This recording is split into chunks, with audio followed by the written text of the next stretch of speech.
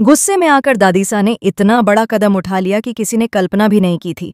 इसके बाद अभीरा के लिए आने वाला वक्त बहुत बड़ा झटका लेकर आने वाला है। जब अभीरा अरमान से कह देती है कि वह अकेले ही घर लौट जाए और खुद दादीसा के पास रुकती है, तभी कहानी में एक ऐसा मोड़ आता है जिसने सभी को हिलाकर रख दिया है। विद्या की बातों ने दादीसा को अंदर तक तोड़ दिया था। उनका मन इतना दुखी हो चुका था कि वह किसी से भी बात करने की स्थिति में नहीं थीं। अभीरा लगातार उन्हें संभालने की कोशिश करती रही, उन्हें समझाती रही कि वे अकेली नहीं हैं, लेकिन दादीसा का दर्द कहीं ज्यादा गहरा था। जब अचानक अभीरा को महसूस होता है कि दादीसा अपने कमरे का दरवाज़ा नहीं खोल रही, तो उसका दिल तेजी से धड़कने लगता है। वह बार बार आवाज़ लगाती है, लेकिन कोई जवाब नहीं मिलता। घबराकर वह खिड़की की ओर जाती है और अंदर झांक कर देखती है। उसके पैरों तले जमीन खिसक जाती है, क्योंकि दादीसा अपने आप को नुकसान पहुंचाने की कोशिश कर रही होती हैं।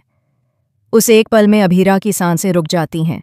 वह बिना देर किए दरवाज़ा तोड़कर अंदर जाती है और सही समय पर दादीसा की जान बचा लेती है।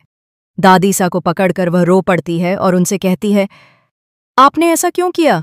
आपके बिना हमारा क्या होता? हम कभी अपने आप को माफ नहीं कर पाते।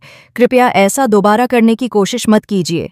कुछ समय बाद जब अभीरा यह सब अरमान को बताती है, तो अरमान भी पूरी तरह टूट जाता है। उसे एहसास होता है कि उसने दादीसा को अकेला छोड़कर बहुत बड़ी गलती की।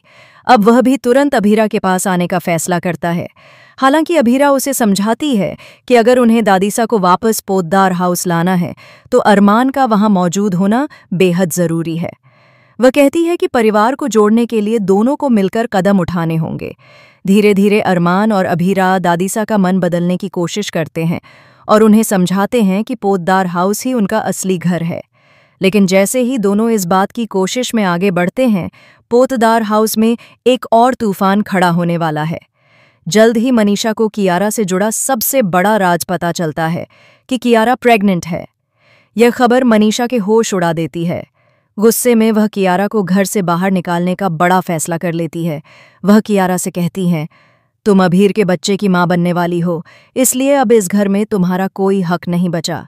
यहां दोबारा कदम मत रखना, अभीर के पास चली जाओ। इस फैसले से घर का माहौल और ज्यादा उथल पुथल भरा हो जाता है।